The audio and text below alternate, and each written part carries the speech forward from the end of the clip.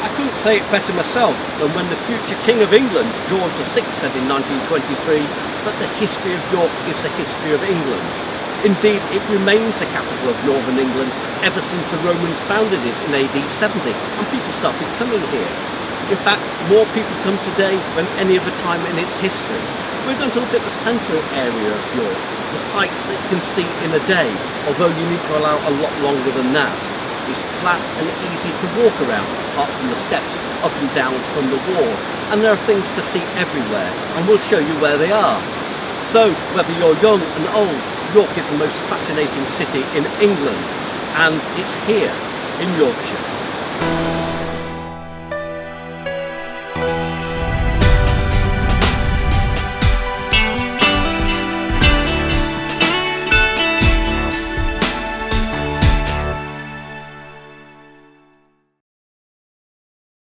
York is midway between London and Edinburgh, and on the East Coast Main Line, the most important railway line in Britain. The motorway network is nearby. The Port of Hull is just over an hour away, as is Leeds Bradford Airport. We're starting in the centre, close to the railway station, and central if you come in on a bus from a park and ride, or indeed have parked here. St Helen's Square, where we're starting, is where all the main pedestrianised streets meet. We're first walking from St Helen's Square all the way down Stonegate to the south transept of the Minster. It's one of the busiest streets in York. It's the civic centre of York, but why is it dedicated to St Helen? That's because it has a direct connection with her. She was the mother of Constantine the Great, who was the only Roman emperor to be proclaimed outside of Rome, here in York in 306. This square was created in 1745, and before that it was a graveyard to a church at the other end. The large pedimented building with the red painted brickwork is the Mansion House, the home to the Lord Mayor of York. It was built in the 1720s as a place to entertain guests, something it's still used for today. The Lord Mayor lived here during their 1-year term of office. The stone archway to the right of the door leads down to the Guildhall. It is currently being renovated. The building is at the bottom and dates back to the mid-15th century, and as its name suggests was the official building of the trade guilds that controlled the quality of merchandise in the city, of which there used to be 80 in York. The first guild in York was established in 1163 and grew incrementally to trades including glovers, saddlers, hosiers, butchers, drapers and vintners. Around 1500 there were 17,000 members of the guilds, and the Guildhall was constructed in 1447. It was the guilds that started the Corpus Christi plays. They're also known as the Mystery Plays. They brought Bible stories to life and were enacted on the backs of wagons that were pushed around the streets of York. This still continues to this day and takes place roughly every 4 years.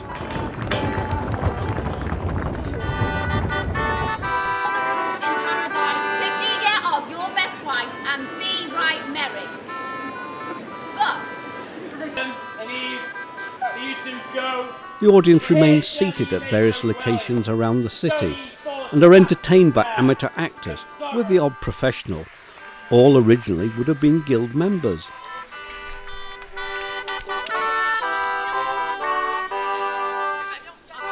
It's thought that where the Guildhall stands is where the Roman crossing of a river used to be. The Guildhall side of the river, which you're looking at from here, was where the garrison was, where the army was stationed, and the south side of the river was where the citizens lived. The stones may be original, but the building was hit by a bomb in World War II and had to be rebuilt. Let's go back to St Helen's Square and look for this plaque in the pavement in front of Harker's Bar. It shows the extent of a fortress. It covered 50 acres and stretched from here all the way down to the rear of the Minster. The buildings in the square today date between 1850 and 1930. You'll probably always find a queue outside Betty's Cafe. It was founded in Harrogate in 1919 and opened here in York in 1936. Traditional teas are served here by staff in formal uniform. The church is dedicated to St Helen, Constantine's mother, and dates from the 12th century, although it might have been the site of a temple in Roman times. The church is usually open during daylight hours and a haven after the hustle and bustle of a square.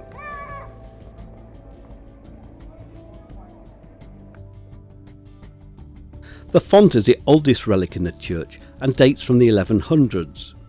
Look at some of the stained glass windows on the west wall, the way you came in. To the left is the arms of a guild of glaziers and glass painters. The other shows an 18th century bluecoat scholar from the school that existed between 1705 and 1947 that was to the north of the city centre. It's tempting to go down Stonegate first, but take a short detour left along Blake Street to see a very important building. But we're looking at this building, a pizza restaurant. You wouldn't expect it to have such a grand entrance. This was the assembly rooms where the gentry met to dance, drink coffee and play cards. It was designed by a very influential local aristocrat called the Earl of Burlington, who was very well known in London society. Have a quick look in. He got his ideas for the building from the 16th century Italian architect Palladio. The Great Room opened in 1732 and was the model for assembly rooms built all over the country. Wasn't a great success to begin with. The ladies complained that they couldn't get their hoop skirts through the columns as they were placed too close together. And worse still, since you watched the dancing from behind the columns, they couldn't really see who was dancing with whom because of the high back benches. Now let's return to St Helens Square and go down the street that leads directly to the Minster at the other end. This street, Stonegate, follows the Via Praetoria, the main street of a Roman fortress. It got its name 1,000 years later, as this was where the stone, landed from the river by the mansion house, was brought down for the building of a minster.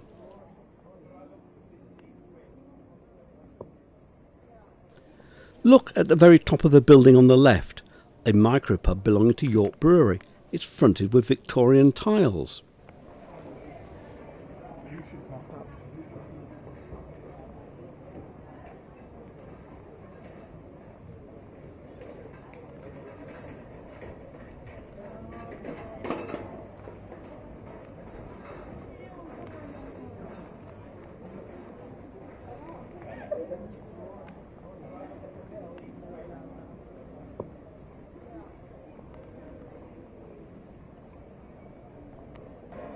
A bit further down on your right is Mulberry Hall, today a shop where it's Christmas all year round.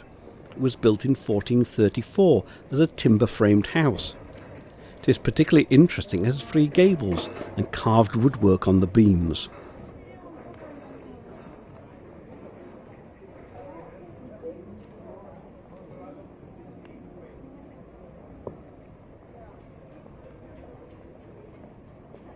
Look for this plaque on the wall opposite. It's easy to miss.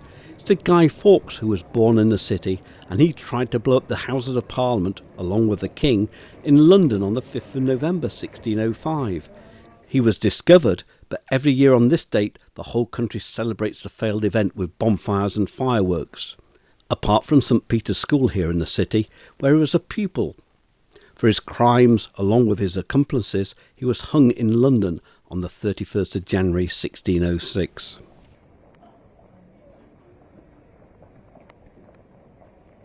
The sign for the pub that goes across the street was put here in 1733. The pub is down a very narrow passage and dates from 1644, hence the reason for the advert.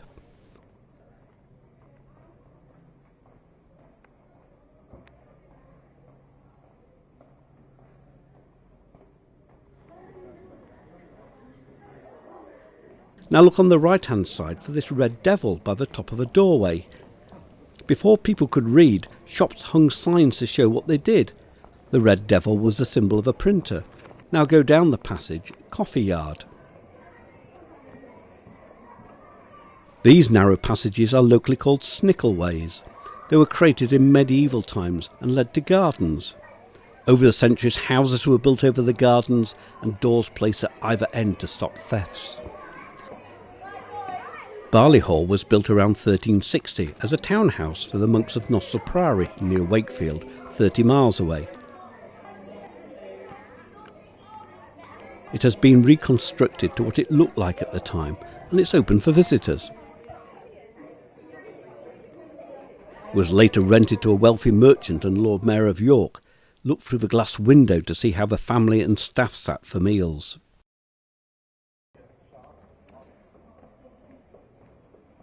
Some of the shops have very ornate signs above the windows, but look for number 35, the property with 1682 carved above the doorway. It's reputedly over 700 years old and said to be haunted.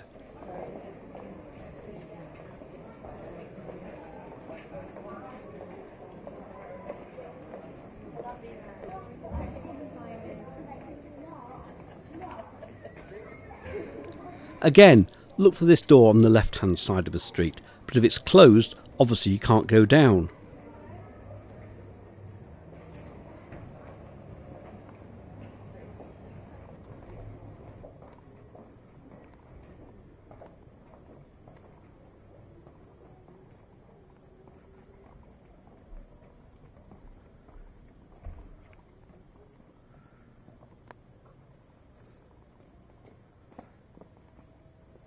Although there's not much to see, this part of a wall and window are Norman, that is around 1200, and all that remains of a wealthy merchant's house. The lower floor was used for storage, and the family lived above.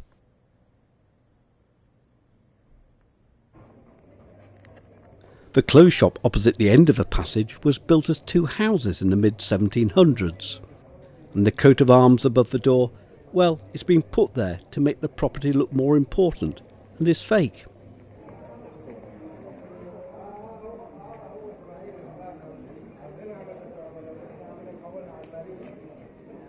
Stonegate comes to an end where Petergate crosses it, the Via Principalis of Roman times.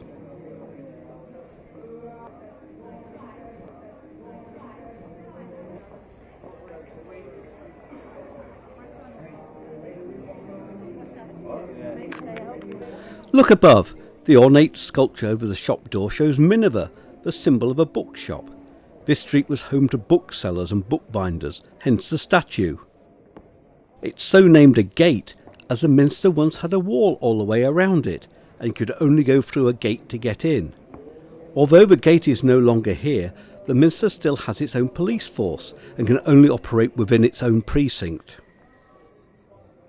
We're now at the south transept of the Minster, and going first to have a look around the paved area in front, called Minster Yard.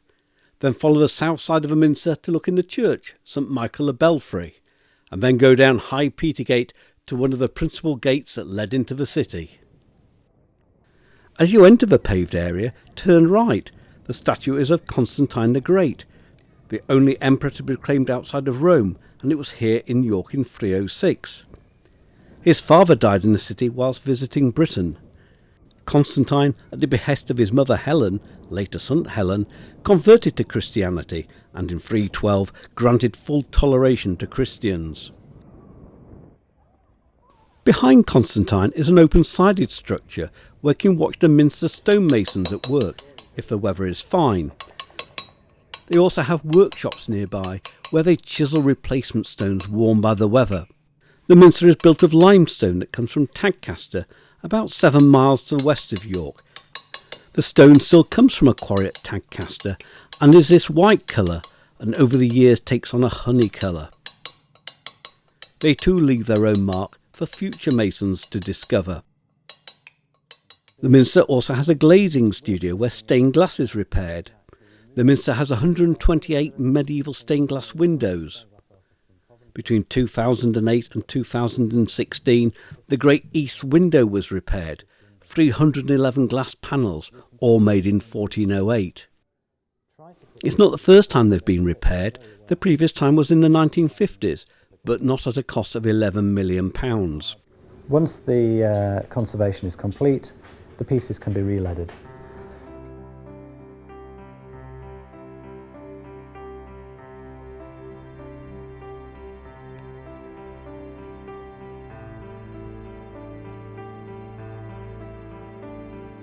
This Roman column was found in the undercroft of a minster and was one of 16 that supported the basilica roof.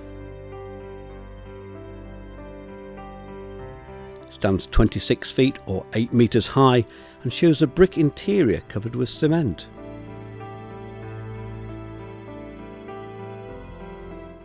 The buildings behind were the Minster School. It was founded in the 12th century and closed in 2020.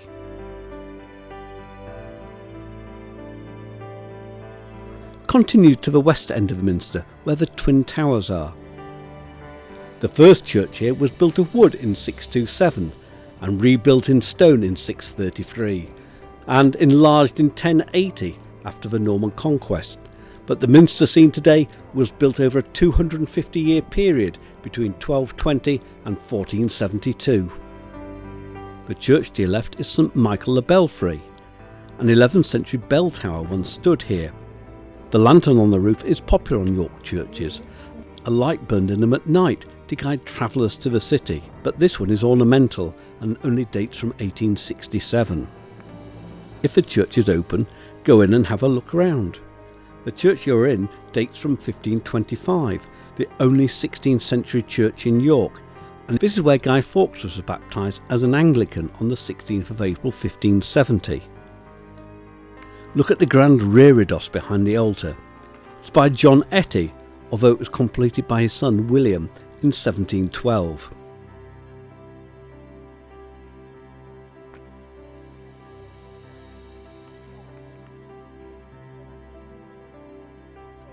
We're now at the west end of the minster and its two huge towers that stand 60 metres or 196 feet high and were completed in 1470. This is the entrance to the minster today. There's an entrance charge to go in, and additionally you can go into the undercroft to see the Roman foundations or go up to the top of the tower. The minster is the largest Gothic cathedral in Europe and took over 200 years to build between 1230 and 1475. It stands on the site of a Roman ceremonial hall, the Basilica. The first church built on this site was in 627, when Edwin, King of Northumbria, was baptised here, converting from paganism to Christianity. He ruled over the north of England before England was united under one king. Its official name is St Peter's, and the symbol of St Peter is cross keys, and the symbol can be seen on numerous buildings in the city. The south transept juts out from the nave and is notable for its rose window. It was here that lightning struck the minster on the 8th of July 1984 and set fire to the wooden roof and severely damaged a 15th century window. Over 40,000 repairs had to be made to the cracked glass and took over 4 years at a cost of £2.5 million.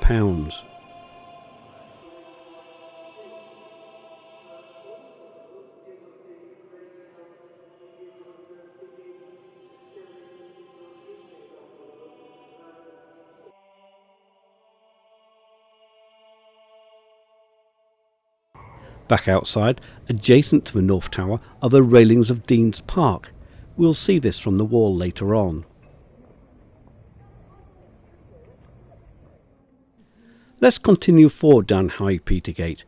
There's a continuation of Petergate that we cross at the top of Stonegate. This leads down to one of the 4 main bar gates of the city, entrances, and beyond is Exhibition Square.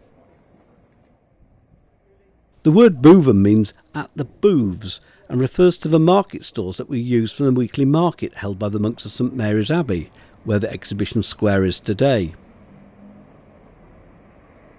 Bootham Bar, as the gateway is known, stands on the site of a Roman gateway called the Prima Porta Dextra, and was the main medieval entrance into the city from the west through the forest of gold trees. Parts of the building, with its 4 pinnacle towers, dates from the 11th century. Now cross the road carefully.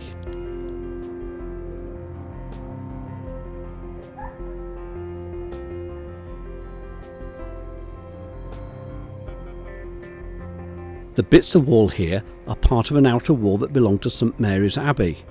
The Abbey ruins are seen at the very end of this guide and are to the south of this square. Next is the Art Gallery. This was built in 1879 for the Fine Art and Industrial Exhibition. The statue in the fountain is William Etty, an artist who was born in the city on the 10th of March 1787.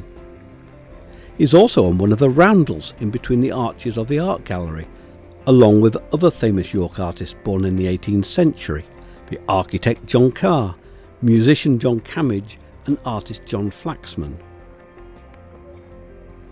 There is a payment to go into the gallery, which also includes the Centre for Ceramic Art. Now go through to the railings to the left, if you're facing the Art Gallery. These buildings here belong to university today, and there's also a path, a shortcut to the museum gardens behind. Look for the very ornate coat of arms above the door straight ahead. This property was built in the late 15th century as a house for the Abbot of St Mary's Abbey that's immediately behind. Today it's known as the King's Manor, and this is where the Council of the North met. This was the King's government in the North that met between 1536 and 1641. The royal coat of arms is that of Charles I.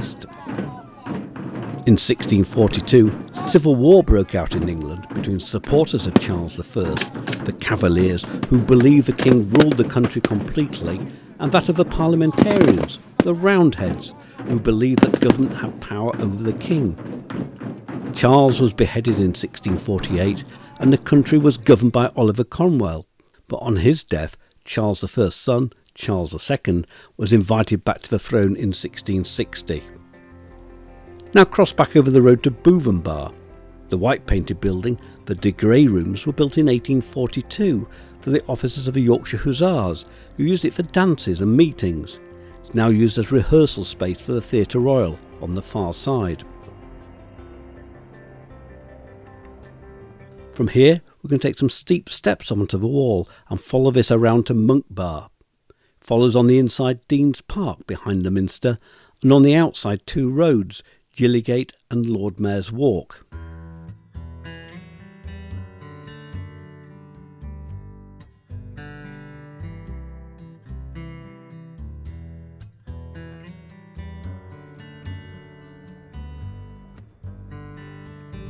Just as a warning, the steps down from Monk Bar are even steeper than those going up, and also along the wall there are various steps up and down too. The steep steps were added for visitors to get up onto the wall, which are open during daylight hours only. It is the only entrance gate that is free to pass through. Here you can see the portcullis that was an added level of protection. It would have been dropped in front of the gates every night and during times of warfare.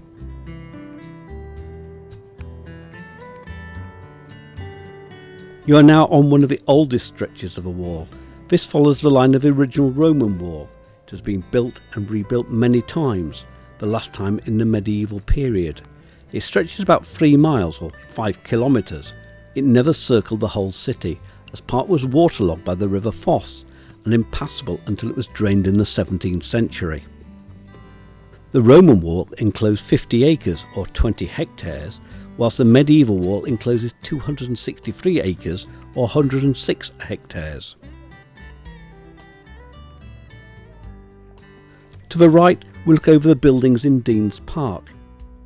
The Archbishop of York, a post created in 735, 109 years after the founding of the Minster, he had his palace here, and some of the arcades belonged to that.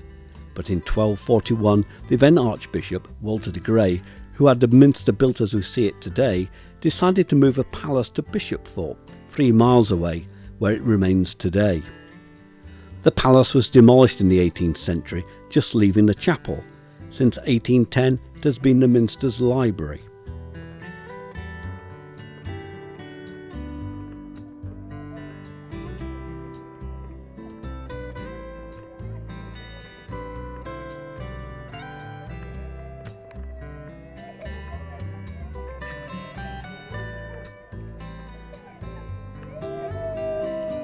At the corner tower of the road below is Lord Mayor's Walk. Here you can see where the moat was. It was created by diverting waters of the River Foss along it.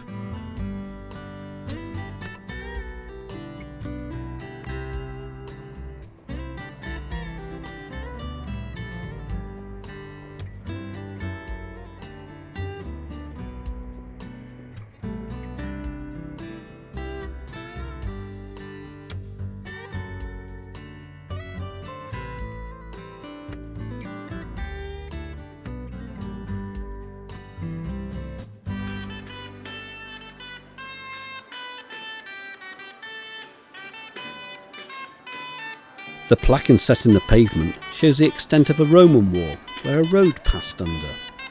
To the right, we are now behind the Treasurer's house in Dean's Park, and, as its name implies, was where the finances of a church were looked after. The house today is a late 17th century building and became a private house around 1800. It has been looked after by the National Trust since 1930. Its cellars cover the Roman road, the Via Decumana, and a worker here in the 19th century saw a Roman soldier on horseback, followed by soldiers pass along the former road.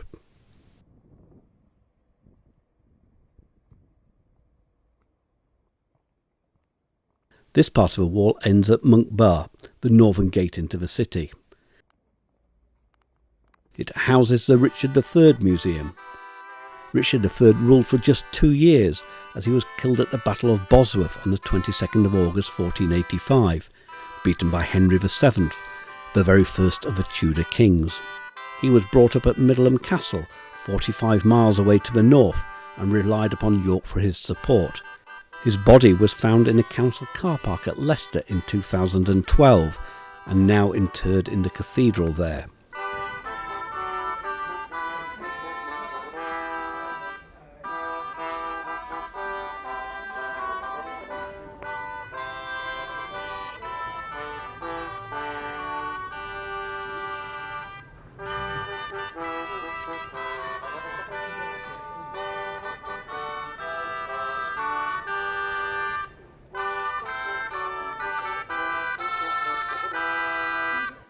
We're now going to walk back into the city along Monkgate, that leads to the east end of the Minster, and then we'll veer left along Goodramgate to King's Square at the top of the Shambles, York's most famous street. Monk Bar was built around 1330 and replaced the Roman gate. At that time the Minster was still being built and now blocked the old Roman road. Monk Bar is the tallest of the entrance gates at 63 feet or 90 metres high. It has 4 stories, the first 3 floors being built in the 14th century and the upper floor in the 15th century. Each floor was self-contained, so that the last stand would have to be on the roof. Soldiers up here would have thrown down boulders and boiling oil to hold off attackers. The shields on the front are royal coats of arms, and there are still gates and a portcullis that can be dropped.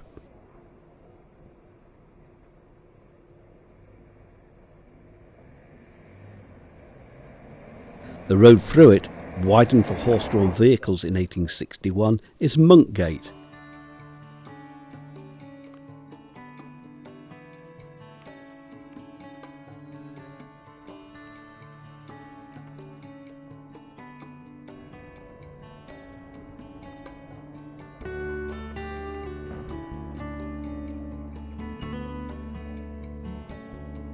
After the abolition of the abbeys in 1540, York lost all its trade, but with the agricultural revolution in the 18th century, wealthy landowners wanted to spend their money and they came to York for entertainment, watching the trials, dancing at the assembly room, betting on the horse races and shopping. It abounded with luxury goods, and this continued to grow even into the 19th century, when visitors were able to come on the railway after the line opened in 1841.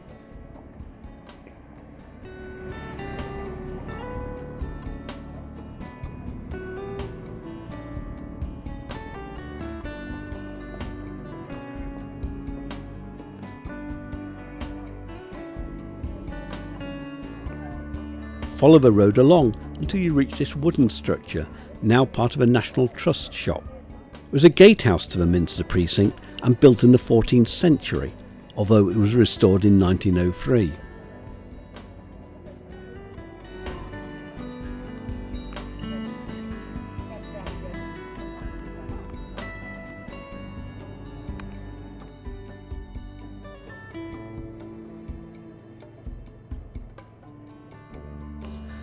Next to it is St William's College. It was built around 1450 as a place of learning for the Minster canons and named after the Archbishop of York of 1154, William Fitzherbert.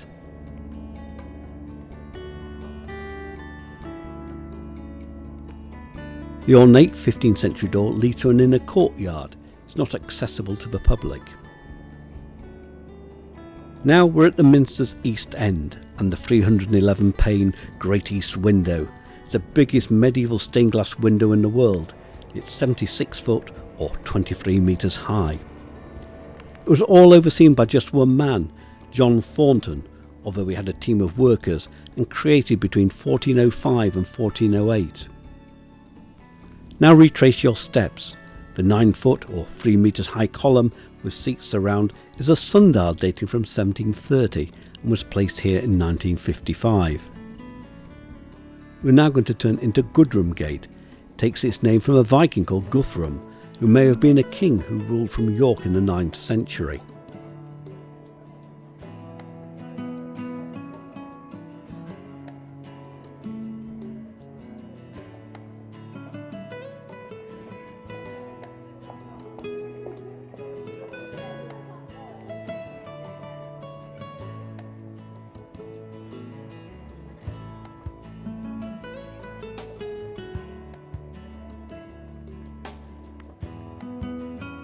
As you go down, look on your left for this doorway. It leads into Powell's Yard. The house at the front is late 15th century and the passage leads to a small courtyard.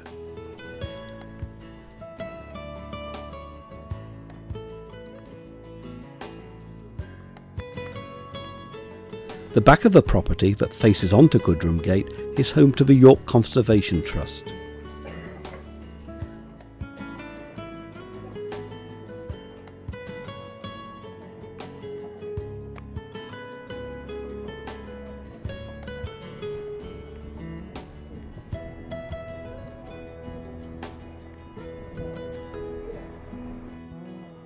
Further down Goodramgate, this row of timber frame cottages, called Our Lady's Row, are the oldest domestic properties in York and built around 1320.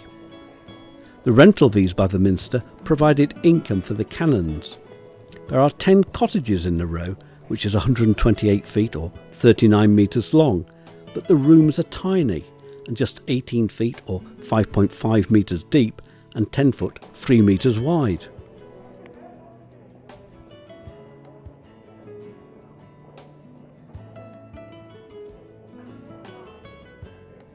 At the end of the row is a brick archway. Go through here and you're at the 12th century Holy Trinity Church that's maintained by the Historic Chapels Trust after it became redundant in 1971. It's open during daylight hours. This is just one of what were 45 medieval parish churches in York. Many were officially made redundant in 1559, as there were too many for such a small city with a population of around 11,000 people. 17 medieval churches survive today, with a dozen in use. The pews are 17th century, the only church with them in York today. The floor is very uneven. The reredos boards and altar rail are 1691, and the medieval stained glass was added between 1470 and 1480. The pulpit dates from 1695.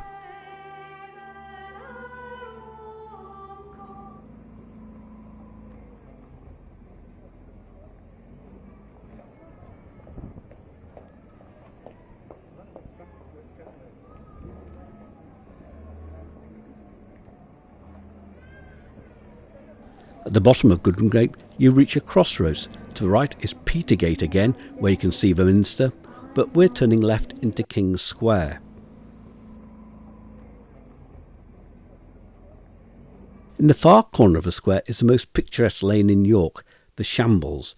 At the bottom of here, we're turning left onto the shortest street in York, but it has the longest name, Whitmer-Watmer-Gate, and then we head forwards down Fossgate. There is a shortcut through the Merchant Adventurers Hall, if the gates are open, or you can walk a little further along to join Piccadilly. A church used to stand in what is King's Square today. It was demolished in the early 19th century. Today, the square is used for public entertainment.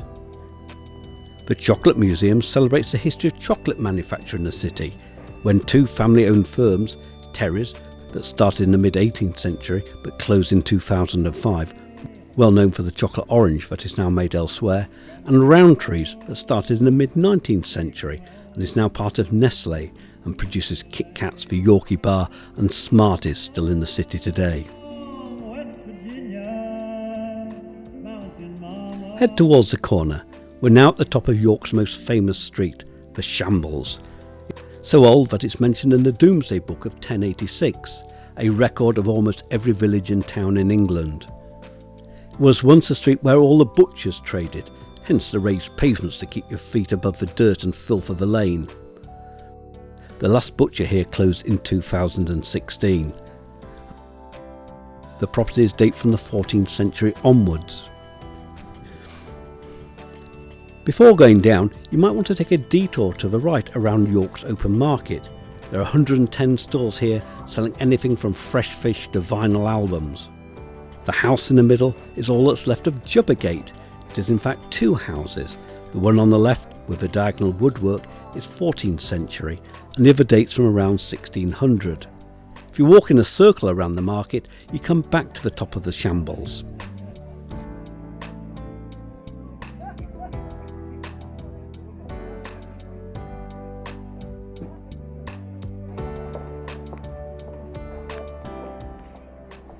Look at the shelves in front of some of the shops. They were used to display goods. Wooden houses were banned in York in 1645. They were a fire hazard. Then the panels between the wooden beams were infilled with bricks. Some of these then were subsequently plastered over. This extra weight meant that the properties started to lean. Look how they nearly meet at the top.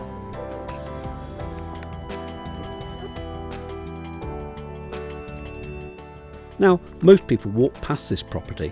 It's a shrine to Margaret Clifford, and you can go in. She lived between 1556 and 1586, at a time when Roman Catholics were outlawed in Britain. She didn't live in this exact property, but her husband was a butcher on the Shambles.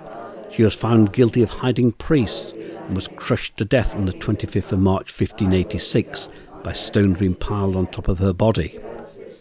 Her mummified hand can be seen in the chapel of the Bar convent by Micklegate Bar. She was later canonised in 1970. To the Romans, York was known as Iberacum, the place where the yew trees grow.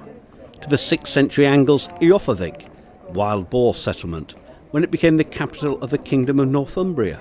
The Vikings invaded and took the city in 866 and changed the pronunciation to Jorvik. The Vikings created the 3 administrative districts of the North, West and East Ridings, or shires, the boundaries of which met at York, so becoming the capital of Yorkshire, which it has remained ever since. As the street ends, look for this passageway on the left.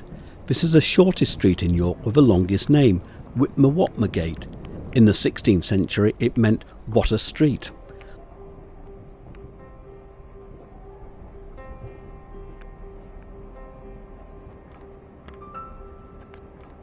Walk along here and notice some of the numbering.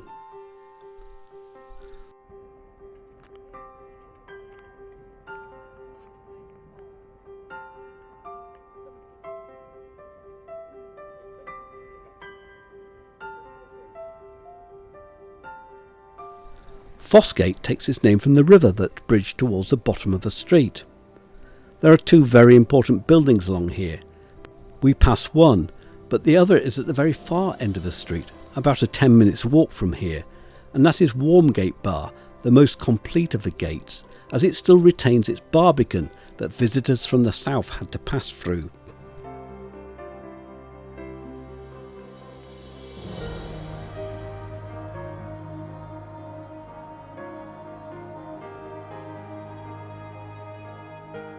But Fossgate is popular with the people of York, as it has many independent bars, cafes, restaurants and bookshops.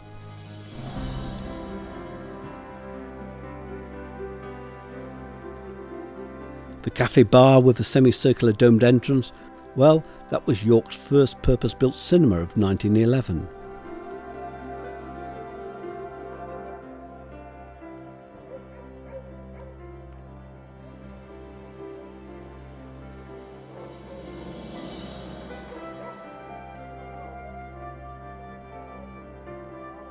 Now look for this very ornate entrance on the right hand side, between the kiosk cafe and the Hairy Fig speciality food shop. This is the entrance to the Merchant Adventurers Hall. The Latin motto says, "God give us good fortune." The winged horse Pegasus and the wavy lines, the sea, represent travel.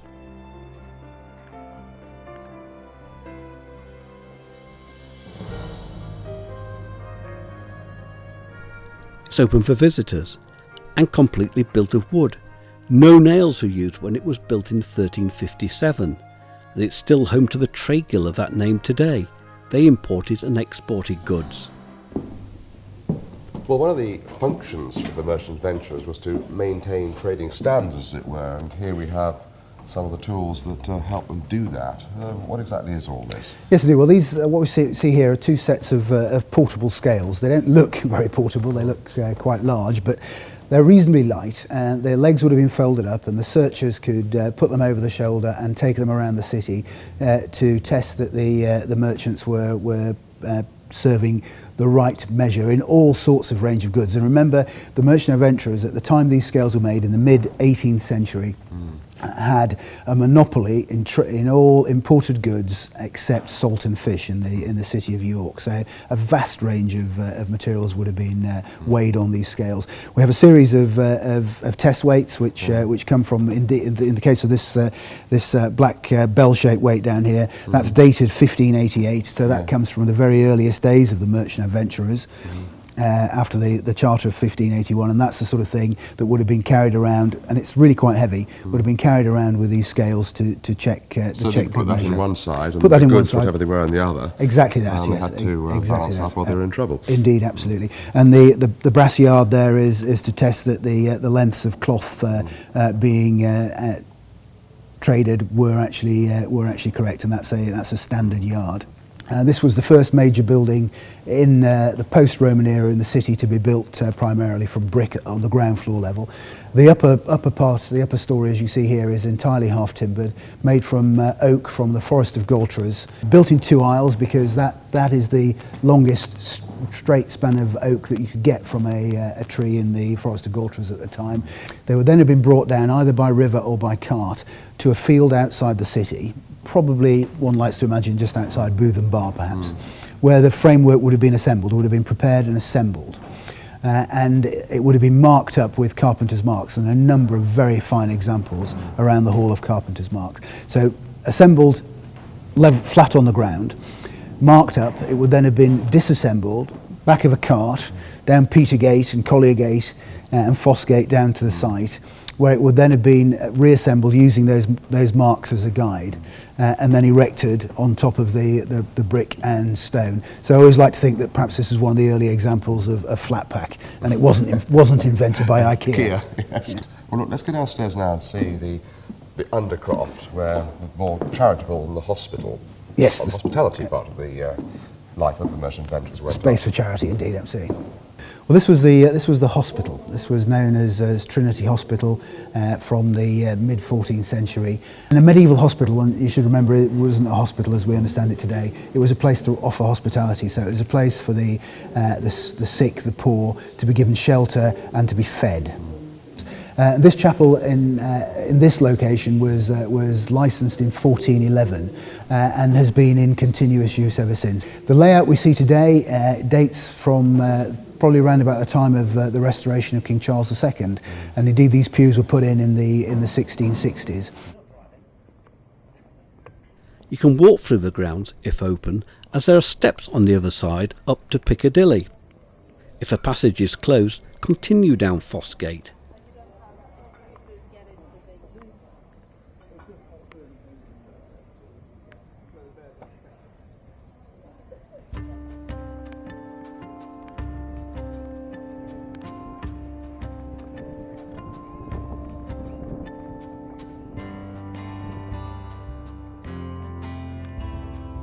The River Foss is crossed over the 1811 bridge. This small river is 19 miles long and flows into the much larger River Ouse a little further down. It was for the protection of these two rivers the reason why the Romans founded the city. The smart building on the left end of the bridge is Dorothy Wilson's Hospital, an almshouse for 10 poor women and was founded in 1719.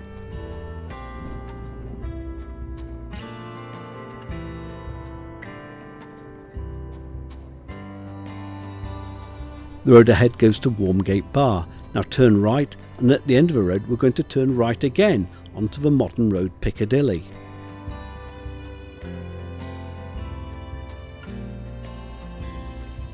But first look to the left.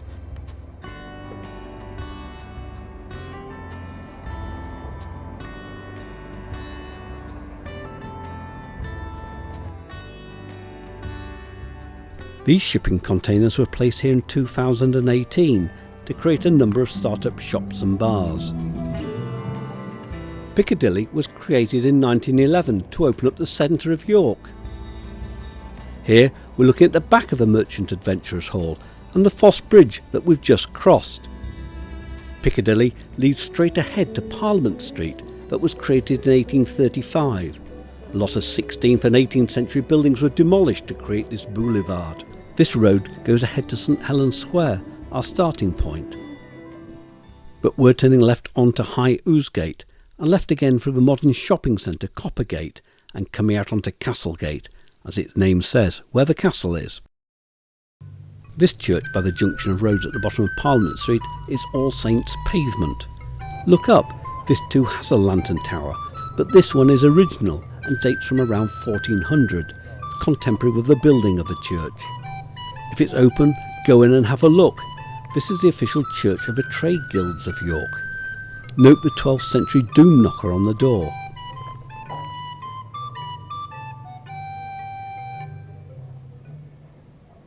The pew ends have the arms of various guilds of York. 7 guilds still exist today. They are the Merchant Adventurers, the Guild of Building, the Guild of Butchers, the Guild of Freemen of the City of York, the Company of Cordwainers, Shoemakers, the Company of Scriveners, Writers of Letters, and the Company of Merchant Tailors. The hexagonal pulpit dates from 1634. The wooden panels are by Robert Thompson of Kilburn, just north of York. His signature is a carved mouse. Carved grave cover was found in 1963 and is 10th century.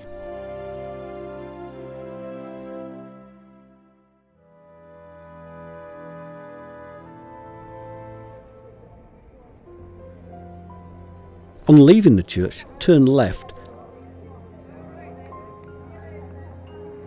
and at the top of the church turn left again along this pavement. This leads down to Coppergate.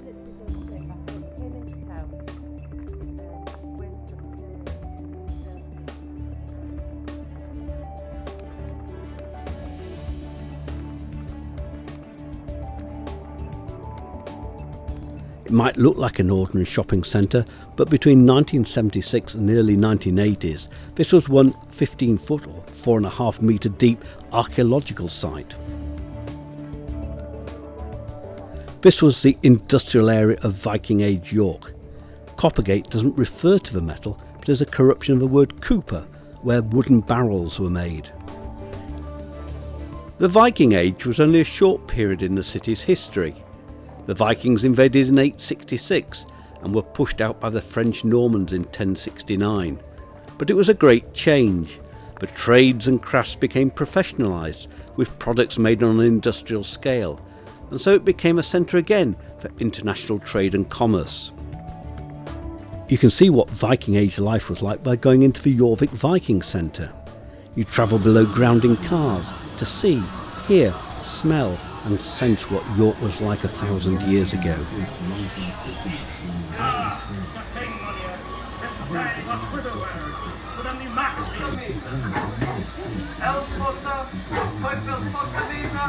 At the bottom of Coppergate is St Mary's Church. This was built between the 12th and 13th centuries on the site of a church that was built around 1020. It is sometimes used for art installations.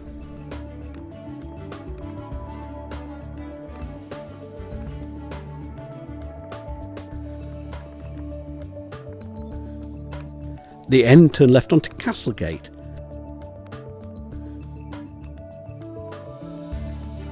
The property to the left is Fairfax House. It's the finest Georgian house in York, although the entrance today is rather odd. as at one time it was a cinema.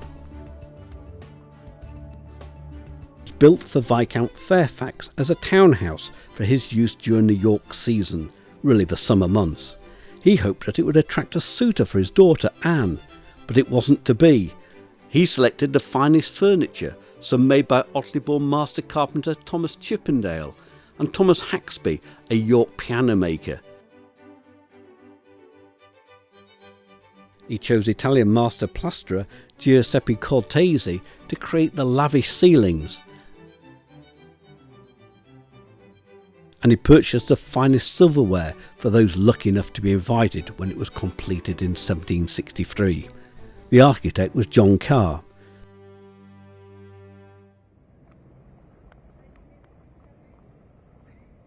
The road swings around to the right with Clifford's Tower ahead. The entrance is on the far side. The Hilton Hotel is on the right hand side, and just below the Hilton is the York Army Museum. It's easy to overlook it. Tells the story of a Yorkshire regiment from 1685 up to today, as there are still barracks on the Fulford Road leading south out of the city. The Royal Dragoon Guards, or its predecessor regiment, were involved in the very first cavalry action of the First World War. And there is Corporal Thomas, who fired the first shot on the 22nd of August 1914, and there is Captain Hornby, and his sword drew the first blood, both of which happened on the morning of the 22nd of August 1914, so very shortly after the start of the First World War. That particular regiment was also the last regiment to be involved in a cavalry action in the campaign of the First World War, and therefore became known as the first in and the last out. Cross the road and follow the edge of a motte, the artificial mound that the stone keep stands on top of.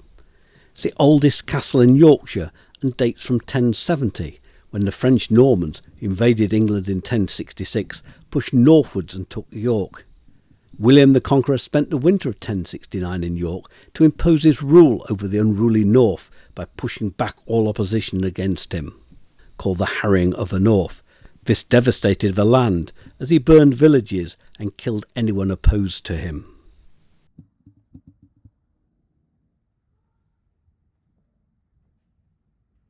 The plaque at the bottom of the steps is of 150 Jews that were massacred here on the night of the 16th of March 1190. The Jews were accused of profiteering on loans given to Knights Templar, a Christian military order who went on holy crusades to Jerusalem. The motte is around 25 metres high, or 80 foot, and the 55 steep steps take you up to the entrance. William the Conqueror built the castle to control the north. A similar one stood on the opposite bank of the River Ouse and was linked with a chain across the river that could be raised or lowered, depending whether it was friendly or invading boats came at the river. The tower continued to be a scene of death. Executed bodies were hung as warnings from the side, and that's how the tower got its name, from Roger de Clifford, who was executed here in 1322. The last public hanging took place in 1801, and the last one inside the castle in 1896.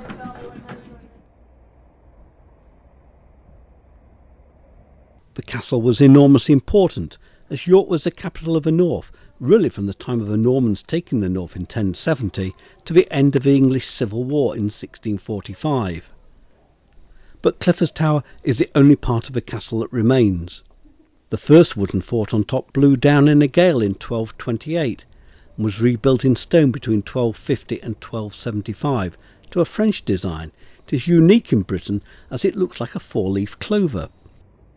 There isn't much to see inside as an explosion in 1684 blew off the roof. It is now in the care of English Heritage and open daily between 10 a.m. and 4 p.m.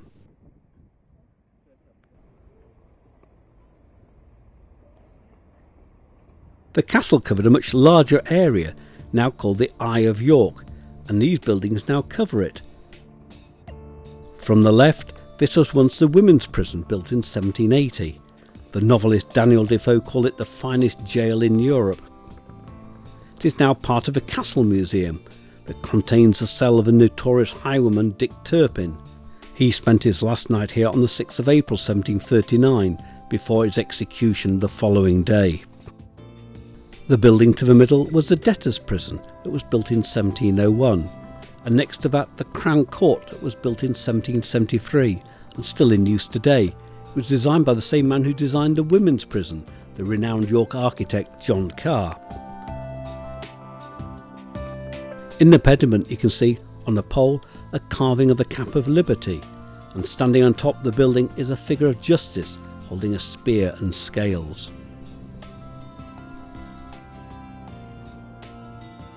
Next, we're going to cross a small park to the bank of the River Ouse near Stonegate Bridge, which is the southern limit of the city centre. We then follow the river up to the Ouse Bridge and back into the shopping centre. Cross Castlegate by the pedestrian crossing.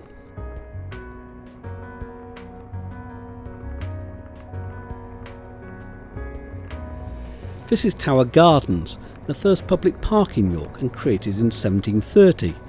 Look to your right where there's a flood marker. Almost annually the river floods its banks. It's attached to what was the wall of a friary. If you take the diagonal path to the left, it takes you to Stonegate Bridge, the lowest of the three bridges in York. It was built in 1876.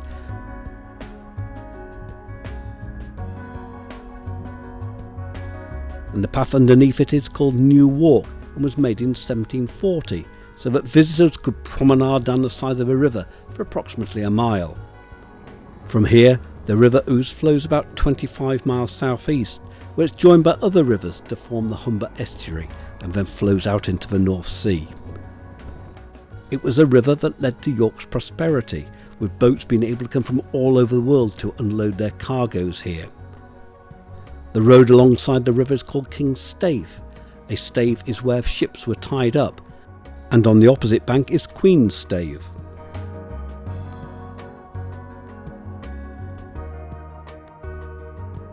It was lined with warehouses. The Romans brought wine, olives and fine earthenware and exported lead. In medieval times vast quantities of wool were exported and finished cloth and spices imported. Until the early 19th century, cocoa was unloaded, but then the river silted up. These old warehouses have now been converted into apartments and hotels.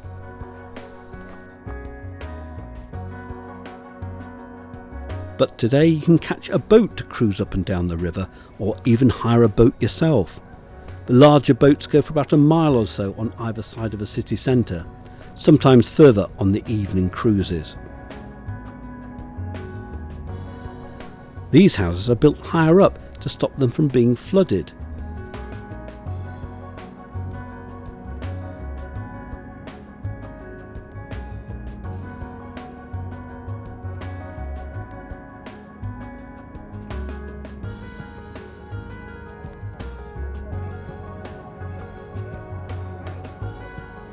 This large house, Cumberland House, built in 1710, has arches on the ground floor to allow floodwaters to go under.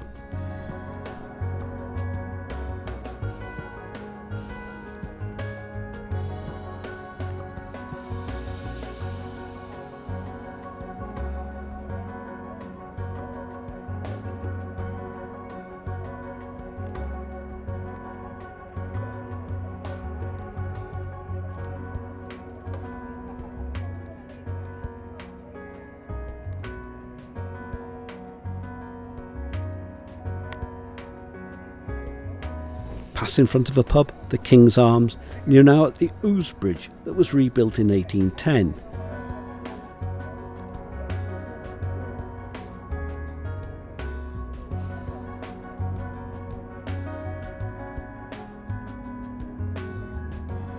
There are steps to the side, and on top of the bridge, fine views down the river.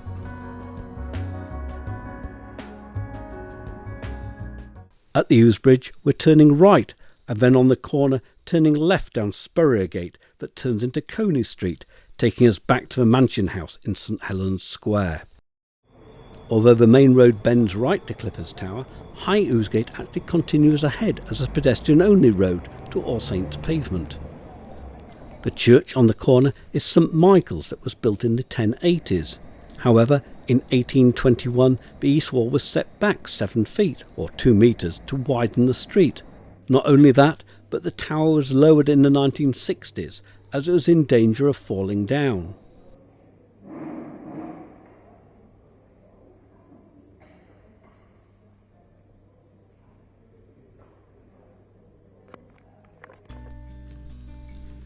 The first part of the street is called Coppergate and leads directly into Coney Street. Coppergate means Spurmaker Street. It's a modern street, as in 1958 a compulsory purchase order was made to knock down 17th and 18th century buildings in order to build new shops, which were completed in 1960. This is one of the main shopping streets, along with Parliament Street and its continuation Davygate that runs parallel to here. They all meet at St Helen's Square along with Stonegate, just a bit further ahead. Further down on your right, look above you to see the tops of the shops. It can all be very confusing, as some were built in the early 1900s to look like medieval buildings.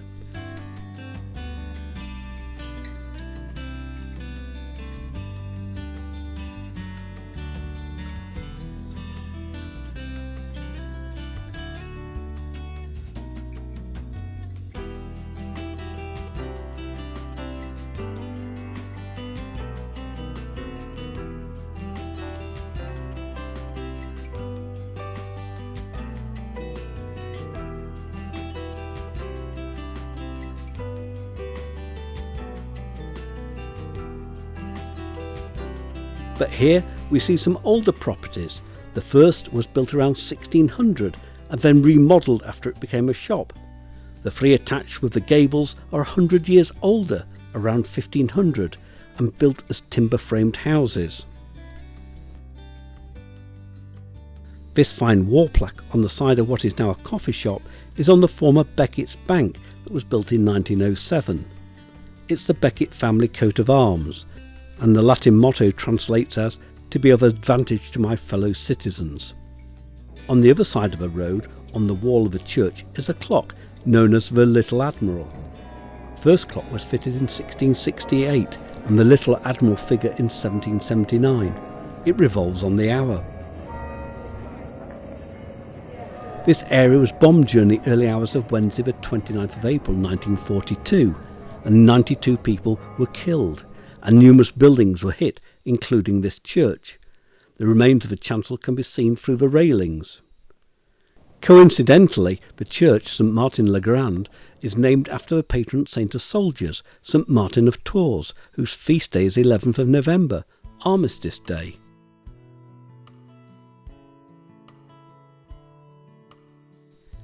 The entrance is down the side, and it took 7 years to restore between 1961 and 1968. The church was founded in 1080, although what you see today dates from the 1400s. Brasses on the wall date from the 17th century, and the Last Supper sculpture behind the altar is by Frank Roper and dates from 1968. The font, just inside the door, is where Margaret Clifford was baptised in 1553. Her father was a churchwarden here. The huge 9-metre high or 30-foot high window is wholly medieval and the largest in York outside of a Minster. It survived the war as it had been put into storage.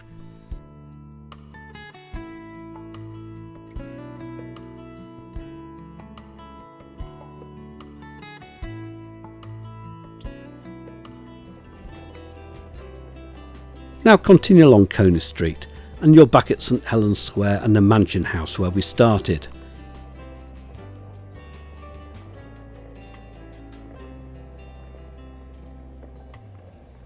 This time continue straight ahead on the street called Lendal. It's only a short distance to Museum Gardens, which you're going to walk around and end at Lendal Bridge.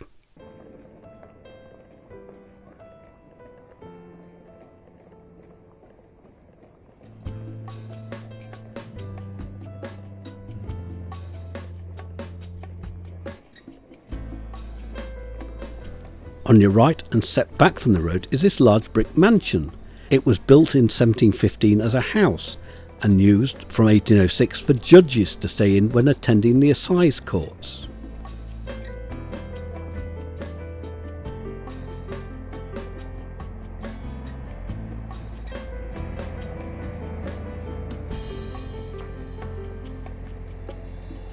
At the end of the road, Lendal Bridge is to the left, where we'll end, and to the right is the Minster, but be careful crossing to the gardens straight ahead.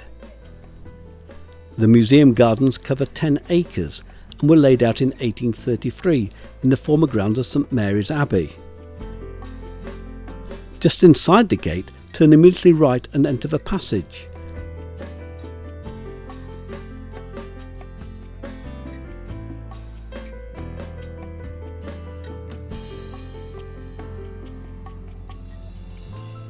This is the former St Leonard's Hospital. The buildings were all inside the wall and stretched down to the Minster. It was founded by the first King of all England, Athelstan, in 937. It became the largest medieval hospital in the north, where monks cared for the sick and infirm.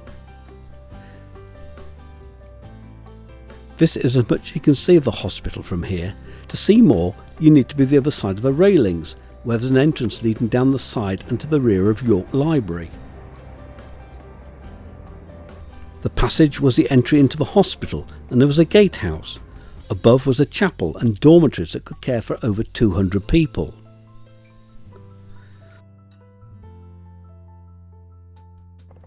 Back in Museum Gardens, this section of the wall is the only remaining piece of a Roman wall that was incorporated into the city's medieval walls, and includes a 10-sided multangular tower. This was the west corner of a Roman fortress.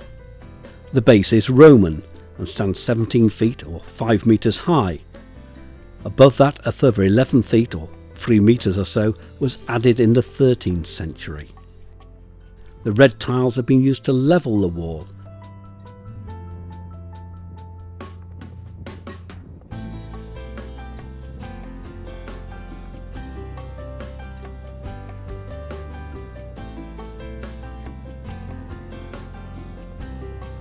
You can see the interior of the tower from the library side.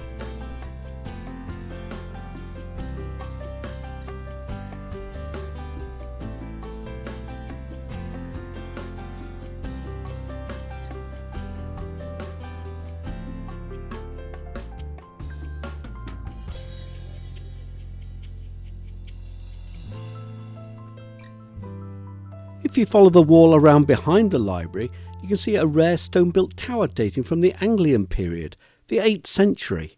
They didn't often build in stone, perhaps why it's so small. And further along, an embankment that shows how the wall was built up over the centuries.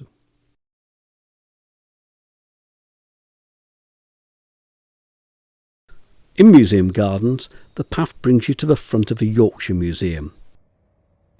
This was purpose-built as a museum in 1830 for the Yorkshire Philosophical Society. It houses treasures not just from York, but from all over Yorkshire, from Roman times up to the abolition of the monasteries in 1540. You need to allow at least half a day for a visit. Welcome to the Yorkshire Museum. This is the place to come if you want to know about the Romans in York and Yorkshire. Behind me, you'll see one of the first things that you'll see when you visit the Yorkshire Museum, the fantastic sculpture of Mars, god of war. This is probably one of the best pieces of Roman sculptural work in the north of England. Could even have been made by one of the best sort of Roman craftsmen of the day. Really embodies what Roman York is all about. Mars, god of war, standing tall and proud in a city that was founded by Roman soldiers. This would have meant a lot to them. They would have seen it every day. It's beautifully crafted in millstone grit, a local version of a classical sculpture. In the Yorkshire Museum, perhaps our most iconic object that really tells this story is the York helmet, the famous York helmet, which was excavated at Coppergate. This is sort of just the embodiment of how incredible craftsmanship, artistic skill and imagination was in the Anglian period in this region. It belonged to a king of Northumbria, and his name is actually written across the top above the nose guard. His name was Oshere, O-S-H-E-R-E, and he was probably a royal Northumbrian king. So York in the Anglian period was very much a place where kings ruled from. And if you follow me over here, we have more evidence of York's place in the Anglian period. Objects are coming to light all the time that are really thrashing out this story of Anglian York as a place of inspiration and imagination, and somewhere that has contact with the rest of the world. This ring, the Escrick ring, which was found by a metal detectorist in 2009, it's so high quality in terms of its craftsmanship and the gold and sapphire and red glass that are incorporated into it, that it can only have been owned by somebody of incredibly high status. So again, we're talking about objects that show royal connections, that show the skill of craftsmanship, and that show the imagination that was in this region at the time. Next to the museum are the ruins of St Mary's Abbey, a Benedictine house founded in 1089. Although the ruins date from the 13th century. The abbey stood outside the city wall and had its own wall all the way around, part we saw at Bootham Bar. That's in the background. This was a large abbey with a huge spire and was very wealthy, but some of the monks thought that they should live austere lives and there was too much temptation in the city. This led to a group of 13 being expelled at Christmas 1132. And they travelled to the other great Yorkshire cathedral city of Ripon, 25 miles northwest, where they founded one of England's largest and wealthiest abbeys, Fountains.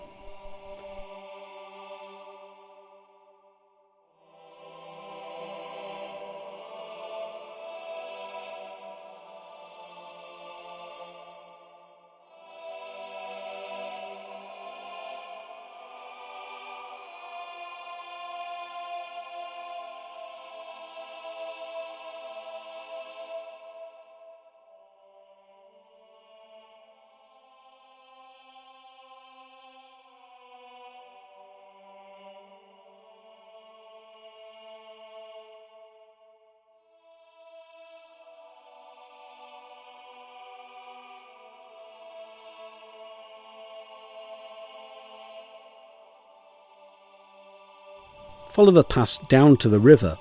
This building is a hospitium, a 14th century guest house where travellers to the abbey stayed. The ground floor was used for storage of goods for the abbey that were unloaded from the river.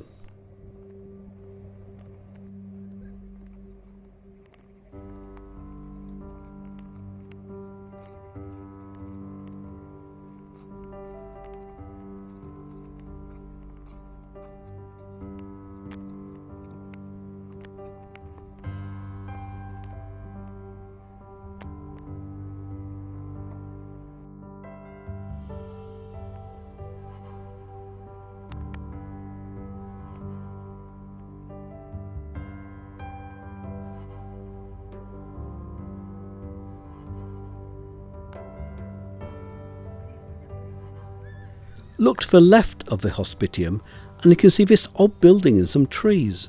This is York Observatory and built in 1832 at a time when York was buzzing with scientific invention. One of the most famous was deaf and dumb astronomer John Goodrick, who discovered a number of stars. Later, scientific instruments, microscopes and telescopes were manufactured in the city by Thomas Cook.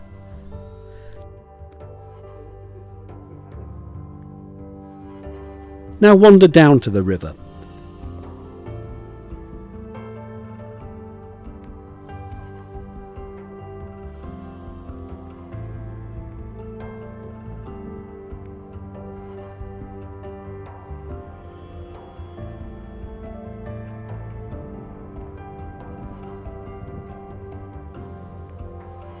Lendal Bridge was first proposed in 1836 when a railway line was pushed through the wall on the other side of a river, and this will be a shortcut for travellers into the city centre, which it is today. However, the bridge wasn't built until 1861, but that fell down and killed 5 men. The one you see today was completed in 1863, but until 1894 you had to pay a toll to cross it. So, what better way to end the trip around York than to watch the boats and rowers pass under the bridge.